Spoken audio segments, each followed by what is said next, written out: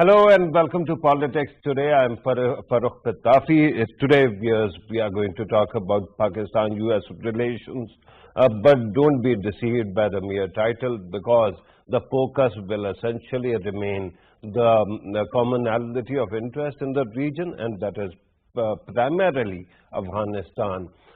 As you know, the US forces are withdrawing from Afghanistan, and 11 September is the deadline. In that situation, it seems that Pakistan has really worked hard to actually make the dialogue process or the peace process a reality. While Pakistan has done whatever it could, the things actually seem to be stuck at the intra-Afghan process level, and the shrinking window of time actually seems to threaten that there is going to be some kind of conflict in Afghanistan. That is not all. As you know, Afghanistan has witnessed a lot of internecine warfare, and that was primarily because of one thing.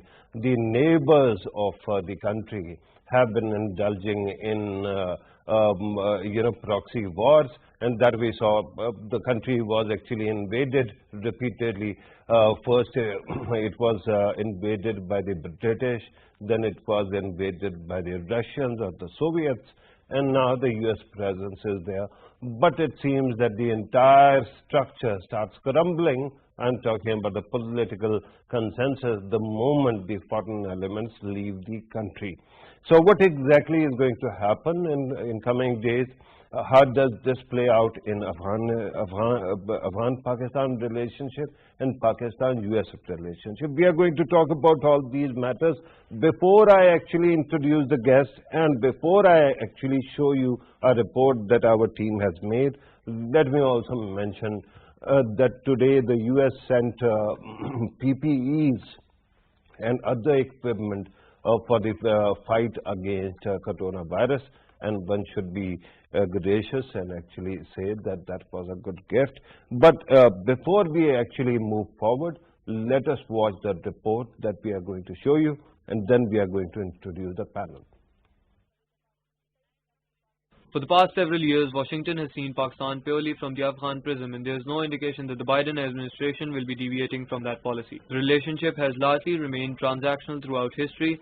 However, there has been some convergence of interest regarding the Afghan peace process. Pakistan is still important for the US to conduct a smooth exit from Afghanistan, but also for its post-withdrawal security plans in the region. Apparently, the United States is looking for a strategic alignment similar to the Soviet-Afghan war era. However, Pakistan has strongly denied the claims that it will provide military bases to the US. The Afghan endgame remains tricky with the postponement of the peace conference in Istanbul after the Afghan Taliban's refusal to attend it. This has jeopardized the possibility of the Afghan government and the insurgent group reaching an agreement on the future political setup in Afghanistan before the American withdrawal. A major concern is that the American military's withdrawal could lead Afghanistan to further descend into chaos, fueling a full-scale civil war with India, Russia and Iran backing different factions and dragging Pakistan into another long-drawn conflict. The spillover effect of instability and conflict in Afghanistan could be disastrous, especially for Pakistan. Right, you have seen the report. Now let me introduce the guest I've got in the studio. In the studio I have with me Dr. Zafar Nawaz Jaspal Saab, an expert on international relations and strategic studies. Thank you very much, sir, for being part of the program. On Skype we are joined by Ambassador Asif Durrani, who's a career diplomat, an expert on international relations and a prolific writer. Also, I can see that Michael Kugelman has joined us. I was earlier told that you're late, but I can see you on the screen. Michael Kugelman, thank you very much for being part of the program as well. Michael Kugelman is an expert on the regional affairs. He's based in DC, Washington, DC, and his valuable input is going to help us a lot. But with your permission, let me start with the studio. Dr. Zafar Nawaz Jaspal. One, when you talk about Pakistan-Afghanistan, Pakistan-US relations, always I have seen that we know that relationship through a third country's reference. Either it is Afghanistan, then Iran, the Soviet Union, sometimes India. Why is it that the two countries cannot talk about each other? and be content about it?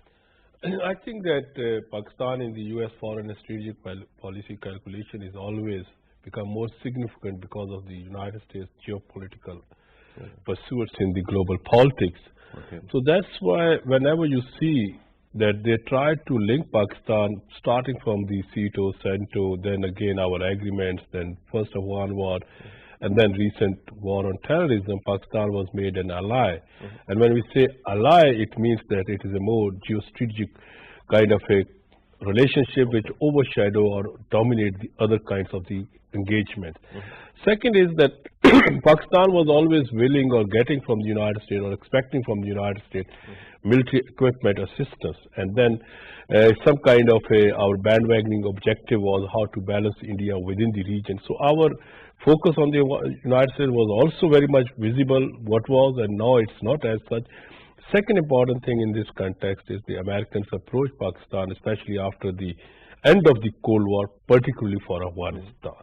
Because from 92 onward, US and the India relations improved in a manner that we were completely out of their focus, more or less, and they were lesser paying attention. But after 9/11, we were declared the major non-NATO ally, and it was only because of Afghanistan. And besides it, of course, Pakistan, United States is one of the biggest trade partner of the Pakistan. Right. And our analysts or policy makers never highlighted or explored that area much. Okay.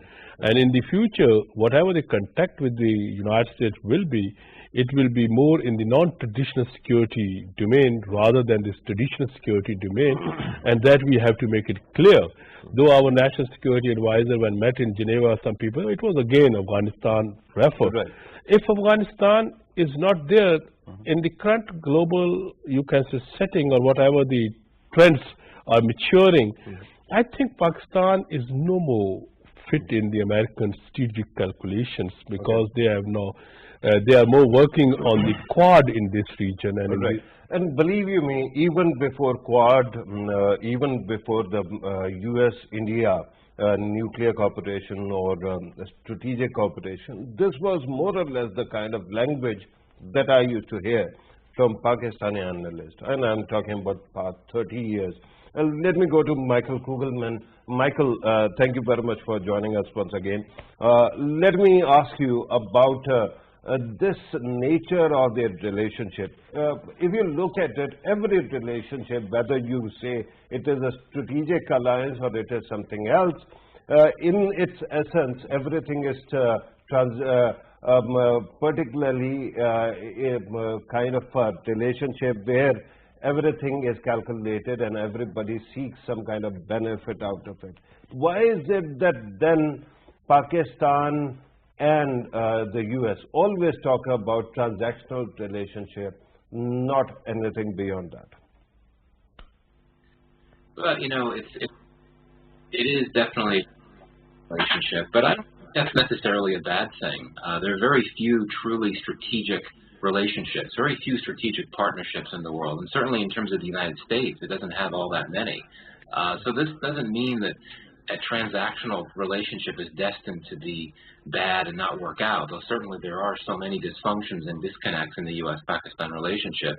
But look, I mean, clearly it's an issue of limited shared interest. There are and have been a number of convergent interests between the U.S. and Pakistan over the years, going back to the Cold War period and then more recently during this U.S.-led war in Afghanistan. Both the U.S. and Pakistan have felt similarly about the likes of Al-Qaeda, and there was some remarkable degrees of cooperation, including on very operational levels, between the U.S. and Pakistan during the early years of the war in Afghanistan to target Al-Qaeda. But, you know, as we know, there are limits to these shared interests. I think that the way in which the U.S. and Pakistan look at so many other issues, whether you're talking about India or whether you're talking about a group like the Afghan Taliban, and particularly the Haqqani network faction, there are disconnects and differences. And those differences and disconnects have led to a number of crises and misunderstandings that have really generated a fair amount of mistrust that has lasted up to the present day. And of course, the Biden administration is populated by a number of veterans from the Barack Obama administration, including Biden himself. And the U.S.-Pakistan relationship was in particular crisis during the latter years of the Obama administration, because this is when you had those sharp disconnects and divergences play out very sharply. There were so many different crises, particularly over the 2011-2012 period. So bottom line is that looking at the present, I think that it would be a mistake to think that the two sides can now suddenly essentially set aside all the baggage from the past and come up with a fresh start, just because of, again, disconnects, and particularly on issues of sequencing. I know Pakistan, of course, wants the U.S. to look at the relationship with Pakistan through a broader lens, particularly through an economic lens, whereas the U.S., even though it's pulling out of Afghanistan, it continues to be focused on that Afghanistan lens. It's looking at, it wants to see how it can work with Pakistan to cooperate on counterterrorism-related matters after the U.S. troop presence is no longer present in Pakistan, in Afghanistan. So that sequencing issue, the U.S., to put it very simply, the U.S. is not opposed to a broader economics-focused relationship with Pakistan, but it's not an immediate priority. It wants to focus on the common security issues first, whereas Pakistan, of course, wants to move into that broader relationship now. Right. And given what else the U.S. is looking at, deepening its relationship with India, focusing on this Indo-Pacific strategy, which at the end of the day is a pushback strategy against China, which causes a problem for Pakistan there. There's things don't come together. The puzzle doesn't come together in the right way. And that to me suggests that we should keep our expectations relatively modest about prospects for U.S.-Pakistan relations moving forward. Right. And this advice is good because I've been hearing it for 30 years. I mean, one should be managing one's expectations, but let me actually bring in Ambassador Asad Tutani Sahab as well. Ambassador Sahab, this relationship, we keep on saying, we keep on managing expectations, but in the end, every decade I check, both the countries actually start working together, and in the end, we see that there are many commonalities. Otherwise, if you talk about the India-US relationship, it can be transactional. It can be called transactional. A, it is a big market. B, it is China-specific because India is supposed to actually contain China. But we don't hear that often. We don't see that it is transactional, and Pakistani relationship on both sides is referred to as transactional. Why so?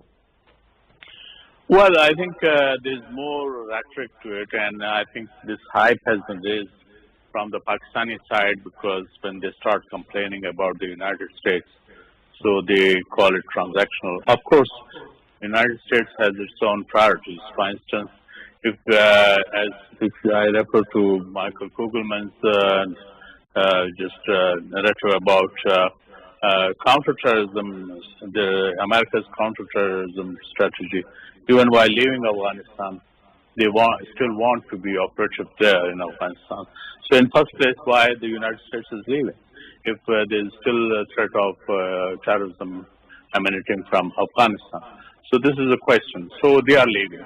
So if they are leaving, then they want to keep their footprint in Afghanistan. Now, for that matter, I think Pakistan has also evolved its policy about the region. And it is just not Afghanistan. It is about the entire region and the immediate neighbors of Afghanistan, which Pakistan wants to consolidate, because it is Pakistan which has suffered the most in the neighborhood, with 70,000 people losing their lives, both the law enforcement agencies and the civilians in Pakistan.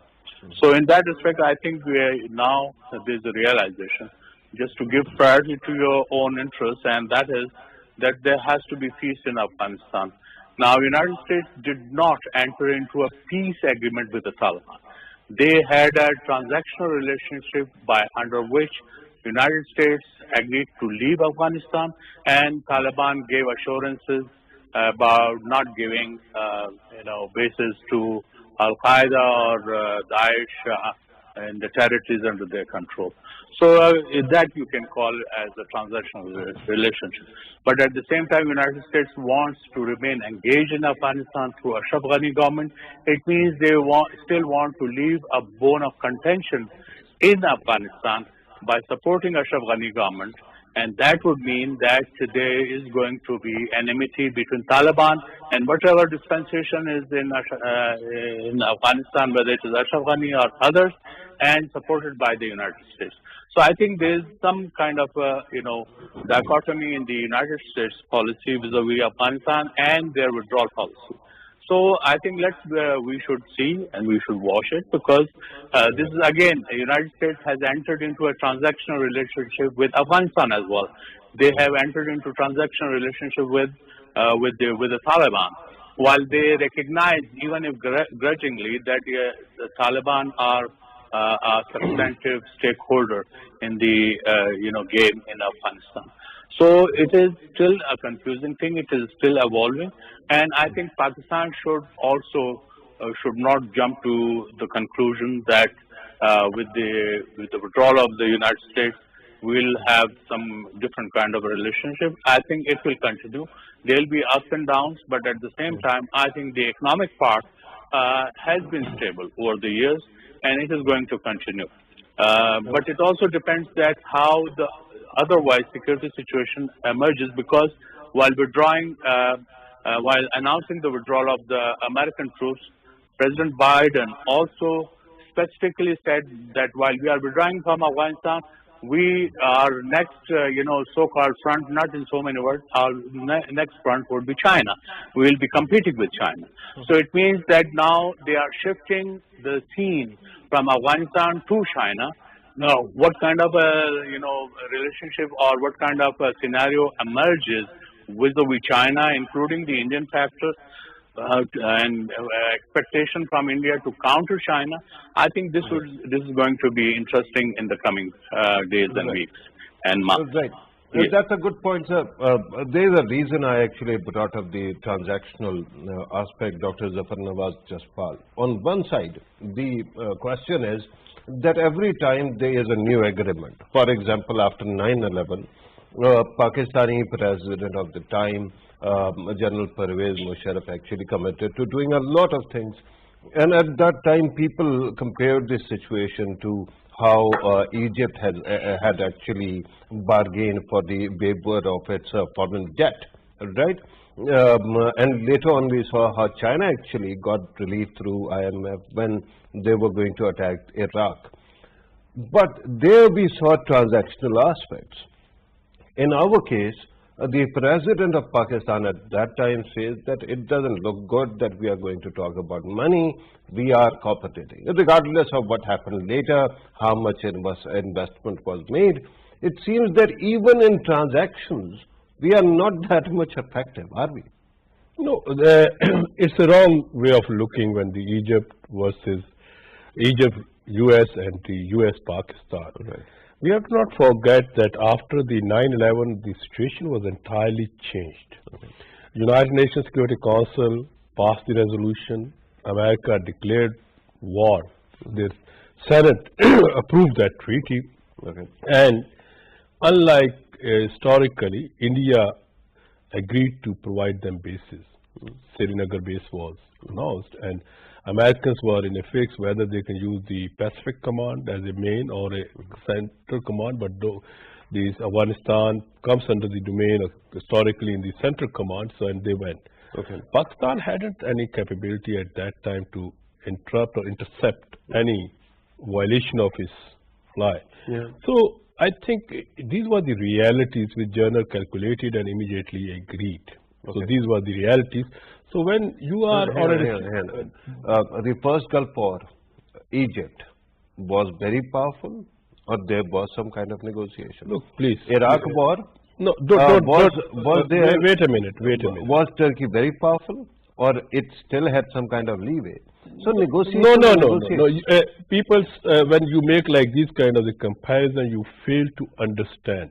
Sure. Pakistan is a state with the two unsettled borders, and a bigger neighbor is strategic rival of the country. And Pakistan always bandwagon United States for balancing it. Now we are not bandwagoning, and if something happened now situation will be entirely different. So it's easier to make a comparison, but when we go with a critical examination, it's not possible. Second, Egypt, whether it was strong or not, Egypt was a part of the American alliance, Camp David, X, Y. There were many things. So I'm not interested to go into this comparison. No, but at the start you mentioned Cito, Cento. Yeah, why we went to the Cito Cento? Yeah. Have you imagined that we were the members of the Cento and we hadn't maintained any Western posture of our armed forces? Right. So try to see, we were member only to get something. No, of course, my concern has been, and it still is, that what I call unbearable lightness of being, that Pakistan does not actually understand its own value, and then always talks about third countries, No, my understanding, I differ with you, completely differ. My understanding is Pakistan understands its value, but Pakistan also understands its need. Till the nuclear explosion, and especially till 2011 Salala tragedy, Pakistan was living with this syndrome that we have to need American assistance by all means. So we were trying to engage, though we were one of the most sanctioned states from 79 onward. And when they were sanctioned, and those sanctions were removed because of Afghanistan. And again, after 92, we started facing trouble with the United States, and again, the aid started coming because of the Afghanistan. So whether we are significant or not, whether we are a pivotal state, yes, we are a pivotal state. Pakistan is a pivotal state in the Euro-Asia, Central Asia, West Asia, South Asia. But despite that, Pakistan's needs, or why the United States need it. Today when we say pivotal state, for Chinese, CPAC or for their corridor policy, it's a pivotal state. For the Americans, you were always first to maintain a buffer with Russia. When you become a Cito center, you started with that. So that's why if we start saying that the Pakistani policymakers in the past or no, they were not a good, you can say, policymakers, or they were not better negotiators, we have to understand that what were the limitations. And I'm going to actually talk about limitations later also, because we have an ambassador with us. So when I go to him, I'm going to talk about the capacity limitations as well. But let me first go to Michael Kugelman. Michael Kugelman, I remember after President Obama took over, after that Pakistan and the US had these negotiations of various moving parts where we used to actually have a strategic dialogue. Regardless of whether the relationship is transactional or not, there used to be and still are many headers. Pakistan has a population of over 200 million, and that is not a small number, fifth most populated country in the world. Why is it that both countries cannot create channels which are sustainable for negotiations? For example, if there was a strategic dialogue that could have survived all the ups and downs, perhaps both countries could have built common trust. Yes, so certainly you make a good point that the strategic dialogue effort initiated during the early years of the Obama administration, I think, represented the high watermark in the long-standing attempts to make the U.S.-Pakistan relationship into a broader strategic relationship. And it worked briefly. You had a number of working groups that entailed discussions on a variety of issues, both security and non-security. But what happened? Well, the security tensions that had always been festering in the relationship, they exploded, and that really torpedoed this strategic dialogue effort. And I know there have been voices in Pakistan that have been calling for the reconstitution of the strategic dialogue. Now, that was not realistic to think that could have happened during the Trump era, because the Trump administration wasn't into strategic dialogue. It was much more focused on tactical discussions, nothing broader.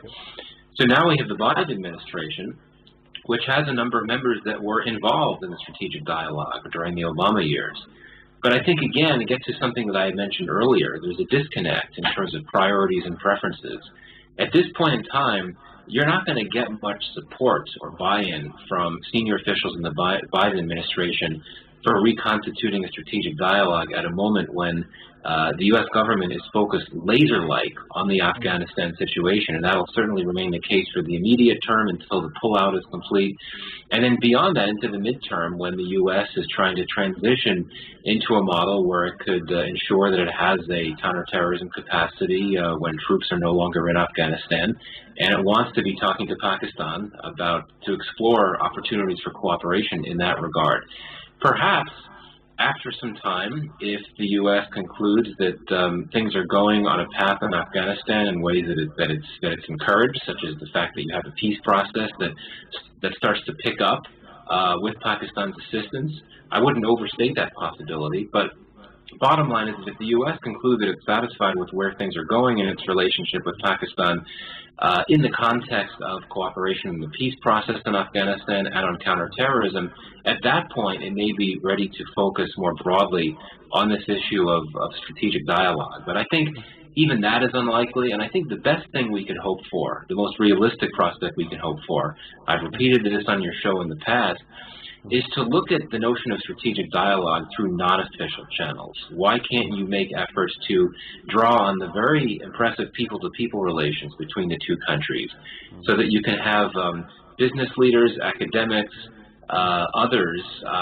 have sessions, meetings, track two dialogues that then result in recommendations that come out in which both sides can bring these recommendations to the respective governments. I think that may be the best, the most realistic approach at this time. I just don't see any time in the foreseeable future buy-in from the Biden administration to return to the strategic dialogue of the past, especially because they all know on a very direct level what became of that strategic dialogue, how it failed, and why it failed. So I think that's I don't want to be too cynical, but I just want to be candid. Yeah, but the only reason, Michael, I actually raised this point is that a lot of investments continue to actually take place. For example, not only COVAX and the kind of aid we got today in combating coronavirus, but regarding other things. In education, cooperation continues.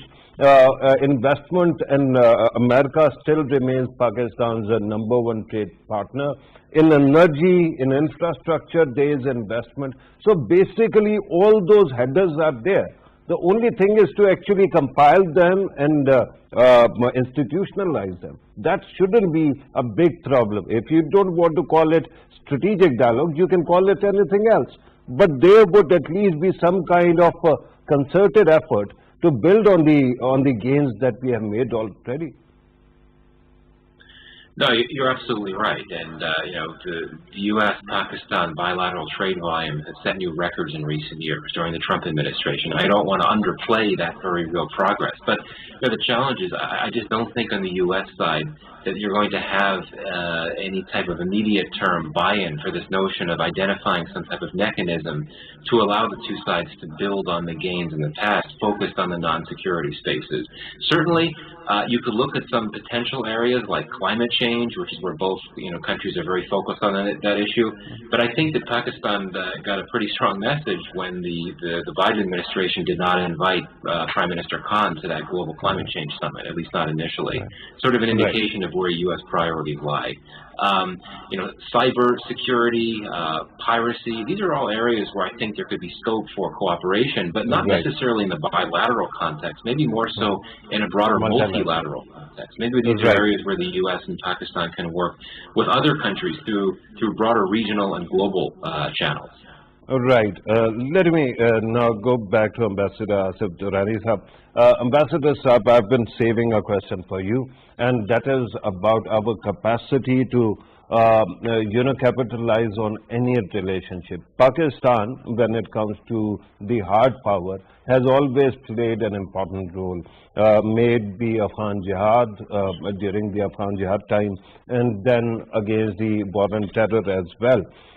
But it seems that when it comes to benefiting from the overall, aftermath of these events, we actually fail. And there seems to be some kind of concern about our lack of capacity to exploit that situation. We keep on saying that, seeing that people expect that we have to pick a side. For example, Palestine and Israel, India actually can placate both sides. Iran and Arabs, India can manage to do whatever it wants. It doesn't lose any friend. And China and the US also. But whenever it comes to us, there are expectations that we have to pick a side, or otherwise we are stuck in one block or the other. I think, Farrukh, it's always good to have to soul search what went wrong or what are the good points vis-a-vis Pakistan's policy, whether it's the United States or in the region. But I think now one thing is becoming clear that after having burnt our fingers both after the Soviet invasion of Afghanistan and after the 9/11, even becoming the non-NATO allies, I think the lesson learned now is, I think, to cool down. And that's why I think emphasis is on geoeconomics rather than on geopolitics. It may take a while to mature, but at the same time, there's very serious thinking going on. And there is not keenness towards strategic dialogue with the United States. Rather, there'll be a preference to have normal relationship, normal economic relationship, or a normal, you can say, a relationship which does not, make more emphasis on security aspect. It may be not fully, but maybe partially. So I think it's now there's a new realization, and that is happening. And when you talk about Afghanistan, so that's an issue on our plate, whether it is the United States is involved or not. There's a symbiotic relationship between Pakistan and Afghanistan. I've said it earlier, let me repeat it again, that the kind of access which Afghans have to Pakistan, they don't have that access in their own neighborhood, whether it is Iran, Turkmenistan, Tajikistan, Uzbekistan, or China. So almost 50 to 60,000 Afghans straddle every day. So United States perhaps may not have catered that into their calculation while they talked about Afghanistan-Pakistan relationship. Similarly, when we talk about Taliban, now there are 146 Taliban leaders who figured in the 1267 committee, which now is called 1988 committee, sanctions committee. They have been sanctioned. But the question is, the United States has not tried them in anywhere in the code. Most of their negotiators, Taliban negotiators with whom United States have been negotiating, they were in Guantanamo Bay and they have been negotiated. There are travel bans which have been lifted. So it is United States, they have chosen their partners, whether they were Pakistanis after the 9/11 or they are choosing Taliban as their negotiating partners, and they bypassed the Ashraf Ghani for that matter. So here we can see the United States being a superpower or being a hyperpower perhaps can afford this kind of a luxury, which we cannot. You talked about the capacity problems and others, those are there. We have those problems. But at the same time, winning the war, or for that matter, being a substantive partner, Pakistan has proven that. But at the same time, we also face two-front situation, whether it is India or India using Afghanistan as a second front for Pakistan. So that is the reason that there are, certain problems we face in Afghanistan. So our priority would be to have peace in Afghanistan, whether it is helped by the United States or the immediate neighbors of Afghanistan or even India, if they see the reason. So it would also benefit Indians if there is peace in Afghanistan. But if they want to continue to use Afghanistan soil against Pakistan, then in that case, I think there will be a problem. So Pakistan is going to respond. So in that, there is not a clear picture. When we talk about the United States, you cannot have mathematical answer with the United States because they have changed their priorities. Now, leaving Afghanistan means that their priority would be shifting elsewhere.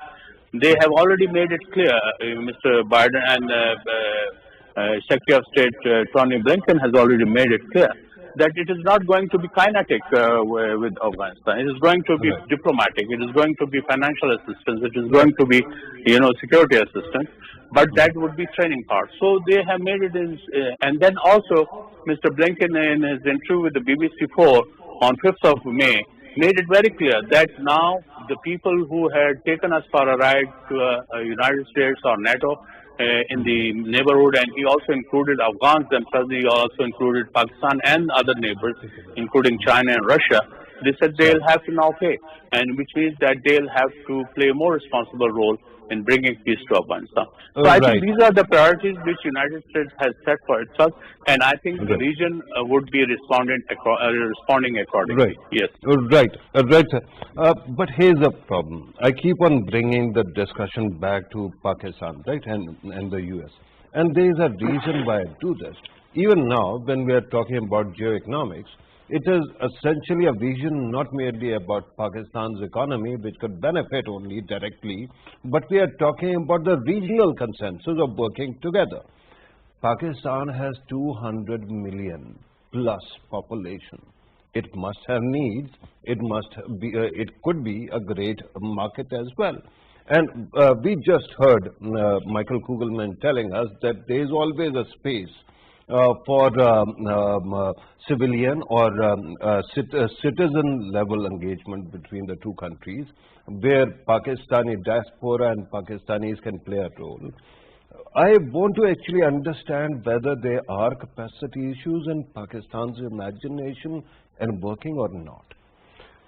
My understanding is, and as I already pointed out, capacity issues or these kind of things are important. We cannot deny, and it's correct that since last 7 decades we developed people-to-people relations very strongly. Pakistan is one of the biggest beneficiary of the Americans Fulbright program. Here, each and every you can say person who has some kind of the global outlook is a beneficiary of these kind of the programs, I mean in the academic. But it's an important thing. We always think that 200 or 2 million people is 200 million people is very important. Yes, it's too important, but when they're getting a billion people market. Right. So you are India? India. 1.3 billion? Then there's China, 1.4. Wait a but minute. they actually... I fail to understand, and maybe it's a different way of we both have a different word. When you give the China, have you seen the 2021 assessment report of the US intent, and the second, the 2040 report, which was 2 reports came in April, 7th April and 9th April. Okay. In these 2 reports, categorically they stated the US priority threat or priority to check the threat which is emanating from China. Right. In all the US documents, China is now number 1 priority threat, and terrorism is number 2. Right. And in that context, please let me finish it. But now. these reports when were they actually compiled? They are April 7, 2021, Okay. April 9, 2021. Okay. Read that document, and before that, try to see when you are looking this. It's easier. We have a space, but Pakistan is not a typical state. It's a state with a strategic significance. Though our government is saying today they are coining geoeconomics, but they fail to understand geoeconomics is important. But which kind of the exports or import we can drive here? So the important thing is try to see the speeches when this virtual conference took place of the Quad on the invitation of the Biden. The 4 speeches of the Australian, Indian, Biden, and the the Japanese Prime Minister, you would find that the things are completely changed. So in this context, if we simply saying, oh, Pakistani diplomats or Pakistani policymakers are not, we have to not look in the realism, we are in the international relations, we also understand there are structural forces, they have their own dynamics. And in that context, these individuals become just a pawn. And finally, before going to the yes, Pakistan and US always cultivated better on the strategic chessboard. Whenever the reality changed, we were out. you are correctly mentioning that we must or we try to emerge on the economic chessboard. We should have some kind of good relations. Yeah. But the problem is when you try to cultivate your relations in the economic sector, in the culture sector, in the other sectors, which Right. are very well, they are overshadowed when they put the sanctions on you, when they try to screw you differently. And that is the concern that I have. I was reading a book by Dr. Machheimer, and it was about Israeli lobby. And then I keep on hearing about Indian lobby. Where is Pakistani lobby? Why can't we cultivate it?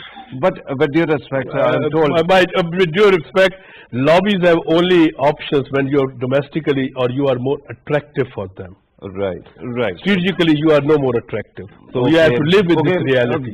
We have to actually believe in these automatic negative thoughts that keep on whispering in our ears that we are not important enough. I'm told that... I'm not saying you automatic negative thought. I'm just giving you real. Please don't use the automatic negative thought referring to my point. I am giving you exact reasoning. I'm giving you the reference. So, yes, I said capacity and lobbies are also working. I'm not attributing it to you. No, no, but when you make a sentence after my answer, then definitely you are attributing me. If you remember, at the start of the program, I just mentioned that these are the voices we keep on hearing, and I was actually bringing it back. It was not a reflection on you, sir. But I had to actually go to Kugelman, but Michael, I'm told that we have run out of time, so we'll take up this discussion another time. Michael Kugelman, thank you very much for being part of the program. Ambassador Asif Zutani sahab, thank you very much for your precious time as well. Dr. Zafar Nawaz Jaspal sahab, always great having you in the show, and always good to spar with you as well. Viewers, you have listened to our participants. As I was saying at the very start, this unbearable lightness of being, as I call it, somehow actually translates into one thing, and that I've seen for 30, 40 years, that I keep on telling you, that somehow we haven't actually been able to calculate what we can do and how useful we can be apart from strategy.